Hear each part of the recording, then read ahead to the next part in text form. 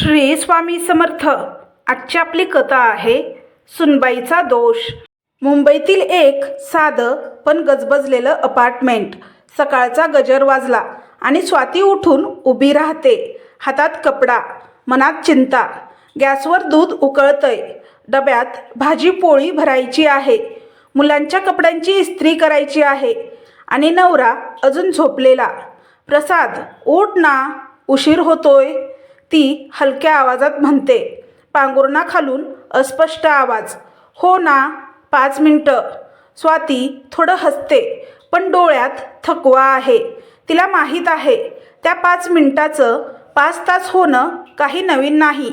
ती स्वयंपाकघरात पळत जाते, गॅस बंद करते, मुलांच्या बुटांची पॉलिश करते, ऑफिसची बॅग तयार करते. मुलगा आदित्य 5 वर्षाचा, त्याच्या हातात ब्रश, पण मन टी व्हीवरील कार्टूनमध्ये. आदित्य, पटकन ब्रश कर, आईला उशीर होतोय, मला बाबासोबत बसायचंय. स्वाती मनातल्या मनात सुस्कारा टाकते. बाबा अजून झोपलेत. थोड्या वेळाने ती स्वतः तयार होते, केस बांधते, चेहऱ्यावर साधं पावडरचं टच, आणि समोर प्रसाद मोबाईलमध्ये गेम खेळत असतो. प्रसाद, जरा पाणी भरून ठेवशील का? भर ना तूच, मी गेममध्ये आहे. स्वाती थांबते, शब्द गिळते. तिच्यात काहीतरी तुटतंय रोज थोडं थोडं. त्या दिवशी ऑफिसमध्ये सुद्धा तिचं मन लागत नाही. सहकर्मी विचारतात, सगळं ठीक आहे का? ती फक्त स्मित करते, हो, काही नाही, थोडा थकवा आहे बस. पण थकवा शरीराचा नव्हता, तो मनाचा होता. त्या रात्री प्रसाद त्याच्या आईला फोन करतो. आई, मला 1 मिनिटही आराम नाही. ती सतत कामं सांगते. घरात आलो की हे कर, ते कर. माझं आयुष्य म्हणजे गुलामी झालंय. फोनच्या दुसऱ्या बाजूला आई संतापते. माझ्या मुलाला कामं सांगते. ही कसली बायको रे तुझी? माझ्या काळात असं होतं का? पुरुषाला काम सांगायचं म्हणजे अपमान. प्रसाद समाधानानं हसतो. त्याला हवं होतं तेच मिळालं. आई त्याच्या बाजूने उभी राहिली की त्याला कुणाचं ऐकायला लागायचं नाही. दुसऱ्या दिवशी सकाळी सासूचा फोन स्वातीला. काय ग, प्रसाद सांगत होता तू त्याच्याकडून घरकाम करून घेतेस. स्वाती थोडी चकित होते. काय? नाही आई, फक्त पाणी भरायला सांगितलं होतं. अगं, पण मुलगा ऑफिसहून थकलेला येतो आणि तू त्याच्याकडून कामं करून घेतेस. बाई म्हणून थोडी लाज बाळग. स्वातीचा घसा कोरडा पडतो. आई, तो आता ऑफिसलाही जात नाही. क्षणभर शांतता. मग सासूचा आवाज कडक आणि अविश्वासाने भरलेला. माझ्या प्रसादची नोकरी गेली असं तू म्हणतेस म्हणजे माझ्या मुलाचं नाव बुडवतेस. अरे बापरे, तू तर वाईटच निघालीस. स्वाती काही बोलत नाही. तिचे शब्द आता उपयोगाचे उरलेले नाहीत. थोड्या दिवसांनी नणंद संगीता घरी येते. आईने सुनेबद्दल तक्रार केली होती तिच्याजवळ. ती ठरवते की वहिनी जे सांगते ते बरोबर की भाऊ बरोबर, ते स्वतः बघायचं. ती दार वाजवते. स्वाती दार उघडते आणि लगेच हसते. अरे वा ताई, तुम्ही अचानक? हो ग, आठवण येत होती म्हणून भेटायला आले. स्वाती लगेच चहा करते. त्या दरम्यान प्रसाद मोबाईलवर गेम खेळतोय. संगीता थोडीशी निरीक्षण करते. भाऊ, ऑफिसला गेला नाहीस का आज? सुट्टी आहे. मंगळवारी सुट्टी? कंपनीचं काही प्रोजेक्ट थांबलंय. स्वाती एक कटाक्ष टाकते, पण काही बोलत नाही. संध्याकाळी जेवण तयार करताना स्वाती शांत असते. संगीताला जाणवतं ही बाई शांत आहे, पण तिच्या शांततेत 1000 वादळं आहेत. वहिनी, तू बस ना, मी जेवण वाढते. नको हो, मी करते, तुम्ही जेवण करा. तुमच्या आवडीची खीर बनवली आहे. संगीताचं मन थोडं हलतं. हीच का ती बाई जी भावाला त्रास देते? पण ती तर सगळ्यांची काळजी घेताना दिसते. रात्री प्रसाद पुन्हा फोनवर आईला सांगतो. आई, आज तर ती नंदेसमोरही मला काम सांगत होती. काय, माझ्या मुलीच्या समोर अशी वागते? थांब, मी उद्या येतेच. संगीता ऐकते व आईला फोन करून थांबवते. आई, वहिनीने फक्त आईस्क्रीम आणायला सांगितली होती बाहेरून. हे काही काम आहे का? मी पाहते तो काही काम करत नाही, तरी पण मला बघायचं आहे. तू शांत राहा, मी सांगते तुला. दुसऱ्या दिवशी सकाळी दृश्य बदलत नाही. स्वाती एकटी झटते, मुलांना तयार करते, ऑफिसची तयारी करते आणि प्रसाद अजून गेममध्ये. प्रसाद, मुलांना शाळेत सोड बरं का, मला उशीर होतोय. मी ऑफिसला जाते. गेम चालू आहे ना, नंतर बघतो. संगीताला धक्का बसतो. भाऊ काही काम करत नाही, उलट वहिनी सतत धावपळ करत असते. ती ऑफिससाठी निघणाऱ्या स्वातीकडे बघते. तिच्या डोळ्यामध्ये थकवा, पण चेहऱ्यावर लढाऊ शांतता. ती भावाला विचारते, आजही ऑफिस नाहीये का? प्रसाद निष्काळजीपणे म्हणतो, नाही आहे. संगीताला आश्चर्य वाटतं, पण ती शांत राहते. स्वाती ऑफिसून आल्यावर संगीता म्हणते, तू एवढं कसं सांभाळतेस? ती विचारते. स्वाती हसते, सांभाळावं लागतं ताई. घर आहे, मुलं आहेत.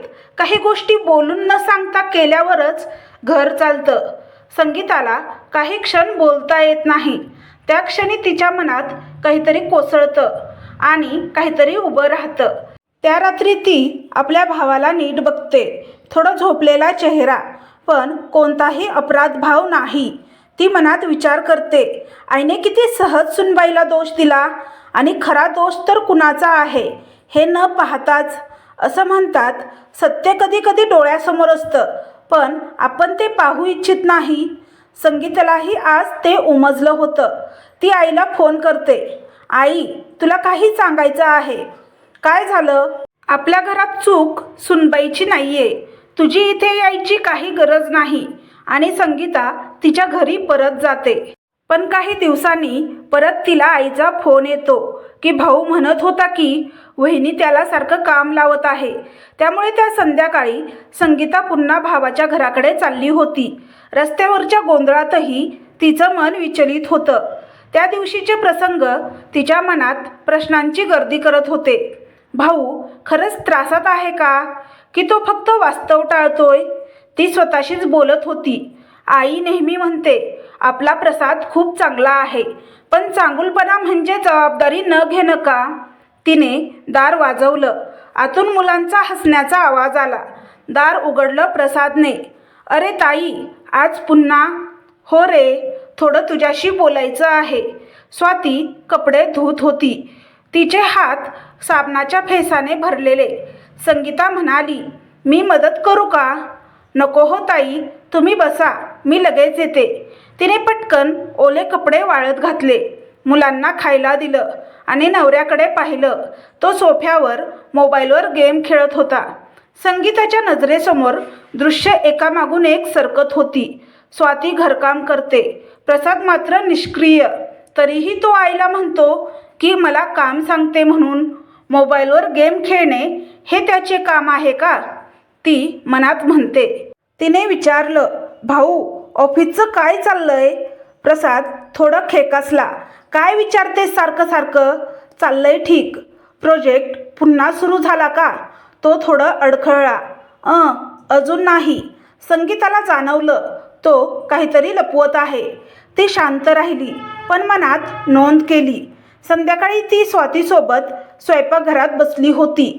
गॅसवर डाळ उकळत होती आणि बाजूला दूध उतू जाऊ नये म्हणून स्वातीचा हात सतत लक्ष ठेवून होता. ताई, तुला वाटत असेल ना मी प्रसादला त्रास देते, पण खरं सांगायचं तर मी त्याच्याशी बोलायचंही टाळते. का ग? स्वाती थोडं हसली, पण डोळ्यात पाणी होतं. कारण आम्ही बोललो तरी प्रसाद त्यात भांडण काढतो, नीट बोलत नाही माझ्याशी. आणि आम्ही भांडलो तर मुलं बघतात, त्यांना त्यांच्या वडिलांविषयी वाईट वाटू नये म्हणून मी शांत राहते. संगीता तिच्याकडे काही क्षण पाहत राहिली. तिच्या मनात अपराधाची छटा आली.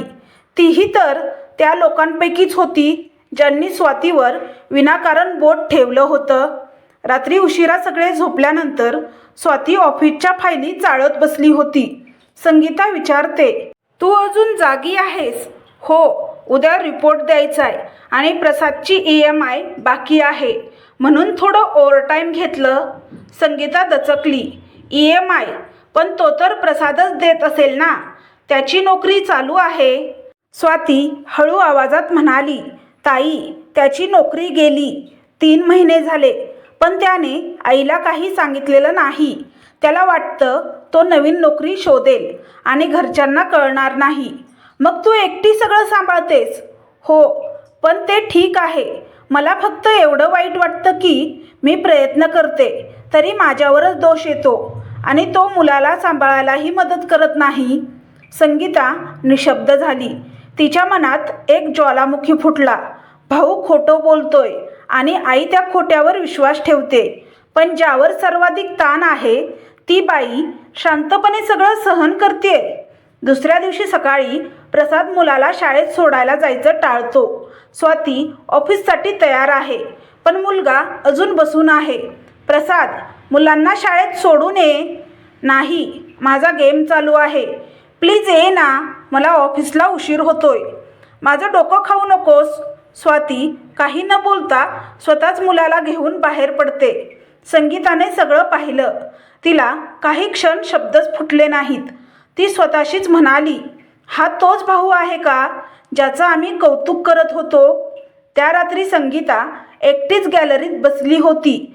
मुंबईचं आकाश धुसर होतं. दिव्यांचा उजेड धुक्यात विरत होता. तिच्या डोळ्यात अपराधाची झाक होती. आपण किती सहज सुनबाईवर दोष दिला, कारण ती बाहेर काम करते, बोलकी आहे आणि आमचा भाऊ मात्र शांत दिसतो. पण शांतता म्हणजे सत्य नाही. ती उठून स्वातीच्या खोलीत गेली. स्वाती, हो ताई, मला माफ कर. मी तुझ्याबद्दल चुकीचे समजले. स्वाती थोडी चकित झाली. काय बोलताय? मी पाहिलंय सगळं. तू एकटी सगळं सांभाळतेस आणि आम्ही तुझ्या सासरचे. आम्ही फक्त ऐकलेल्या गोष्टींवर विश्वास ठेवला. स्वातीच्या डोळ्यात पाणी आलं. तुम्ही समजलात ना, इतकंच पुरेसं आहे. दुसऱ्या दिवशी संगीता थेट आईकडे गेली. आई अजूनही नेहमीसारखीच बोलत होती. काय ग, तिकडे सून कशी वागते? संगीता शांत राहिली काही क्षण, मग म्हणाली, आई, सून नाही वागत चुकीचं, आपला प्रसाद चुकतोय. आई थबकली. काय काय म्हणतेस तू? त्याची नोकरी गेलीये, पण त्याने तुला सांगितलेलं नाही. तो दिवसभर मोबाईलवर असतो आणि सून सगळं सांभाळते. घर, ऑफिस, मुलं, खर्च, आणि तू तिच्यावर रागवतेस. आईचा चेहरा पांढरा फटक झाला. हे खरं आहे का? हो आई, मी स्वतः पाहिलं. ती तक्रार करत नाही, पण तिचं आयुष्य संघर्षमय आहे. आईच्या डोळ्यात अपराधाची ओल आली. आपण किती चुकीचं केलं ग. संगीता तिचा हात धरते. आता तरी सुधारूया आई. त्या संध्याकाळी सासू स्वतः प्रसादच्या घरात आली. स्वातीला तिच्या आगमनाची कल्पना नव्हती. ती चहा आणायला निघाली, पण सासूने थांबवलं. थांब ग, आधी मला काही बोलायचं आहे. स्वाती थोडी घाबरली. सासू पुढे आली, तिचे हात धरले. माझं मन भरून आलं आहे. मी तुला न विचारता न ऐकता दोष दिला. माफ कर ग. स्वातीच्या डोळ्यात पाणी आलं. आई, मला तुमची माफी मागणं नकोय. मला फक्त एवढंच हवं, तुम्ही माझ्यावर विश्वास ठेवा. सासूने मान डोलावली. त्या क्षणी त्यांच्या नात्यात पहिल्यांदाच माणुसकीचं नातं तयार झालं. रात्री संगीता आणि सासूने प्रसादला बसवलं. संगीता ठाम आवाजात म्हणाली, भाऊ, आता खोटं लपवायचं थांबव. तुझं सत्य आम्हाला माहीत आहे. प्रसाद गप्प बसला. तू नोकरी गमावलीस हे काही अपराध नाही, पण खोटं बोलणं आणि बायकोवर दोष टाकणं हे चुकीचं आहे. सासू म्हणाली, तू जर जबाबदारी घेतली नाहीस तर घराचा 1 रुपयाही हक्क मिळणार नाही. प्रसाद प्रथम रागवला. तुम्ही माझ्या बायकोच्या बाजूने का उभे आहात? संगीता शांतपणे म्हणाली, कारण ती बरोबर आहे आणि तू चुकतोयस. क्षणभर प्रसादच्या चेहऱ्यावर राग, मग अपराध भाव, मग शांतता. तो उठून गेला, काही बोलला नाही. पुढच्या आठवड्यात प्रसादने काही कंपन्यांना अर्ज पाठवले. तो थोडा कमी बोलू लागला, पण कामात लक्ष देऊ लागला. त्याने मोबाईलमधले सगळे गेम ॲप डिलीट केले. कधी कधी तो मुलांना शाळेत सोडायला जात असे. स्वातीला विश्वास बसत नव्हता. तिचा नवरा खरंच बदलतोय का? पण ती काही बोलली नाही. फक्त मनात म्हणाली, आता आयुष्य थोडं बदलतंय. संगीता दर आठवड्याला भेटायला येत असे. आई आता स्वातीचं कौतुक करत असे. एका संध्याकाळी सगळे गॅलरीत बसले होते. वारा हलका वाहत होता. मुलं खेळत होती. संगीता म्हणाली, कधी कधी सत्य पाहण्यासाठी आपल्याला पूर्वग्रह काढून टाकावे लागतात. सासूने हसत उत्तर दिलं, हो ग, आणि आपली दृष्टिकोनच बदलली की दोषही नाहीसे होतात. स्वाती शांतपणे म्हणाली, दोष नेहमी सुनबाईचा नसतो. कधी कधी दोष आपल्याच नजरेचा असतो. आणि त्या क्षणी त्या घरात पहिल्यांदा शांती उतरली. काही आठवड्यांनी प्रसादला नवी नोकरी मिळाली. तो पहिल्या पगारानंतर घरी गुलाबाचे एक बुके घेऊन आला. त्यात एक चिठ्ठी होती. धन्यवाद, कारण तू नुसती पत्नी नाहीस तर माझी दिशा आहेस. स्वातीने हसत त्या फुलांकडे पाहिलं. मनात विचार आला, कधी काळी हेच घर गैरसमजांनी भारलेलं होतं. आज त्या घरात प्रेमाचा सुगंध पसरलेला आहे. सासूने बाजूला येऊन तिच्या खांद्यावर हात ठेवला. आता तू फक्त आमची सून नाही, आमचं घर आहेस. संगीता खिडकीतून येणाऱ्या उन्हाकडे पाहत म्हणाली, दोष नेहमी सुनबाईचाच नसतो. कधी कधी दोष आपल्या दृष्टिकोनाचा असतो. त्या दिवशी पहिल्यांदाच त्या घरात शांतीचं संगीत होतं. न मुलांमधलं रडणं, न नवऱ्याचं टाळणं, न सासूचं दोष देणं. फक्त एक गंध होता विश्वासाचा. आणि त्या गंधाने सगळं घर जणू नव्याने फुललं होतं. कथा संदेश, जेव्हा एखाद्या घरात दोष कोणाचा हे शोधायचं थांबतं आणि समजून घेणं सुरू होतं, तेव्हाच खरं कुटुंब निर्माण होतं. तर तुम्हाला ही कथा कशी वाटली हे कमेंट बॉक्समध्ये कमेंट करून नक्की सांगा. कथा आवडल्यास व्हिडिओला लाईक, शेअर, सबस्क्राईब करा. व्हिडिओला हाईप करा, जेणेकरून हा व्हिडिओ जास्त प्रेक्षकांपर्यंत पोहोचेल. व्हिडिओ पाहिल्याबद्दल तुमचे मनापासून धन्यवाद. श्री स्वामी समर्थ.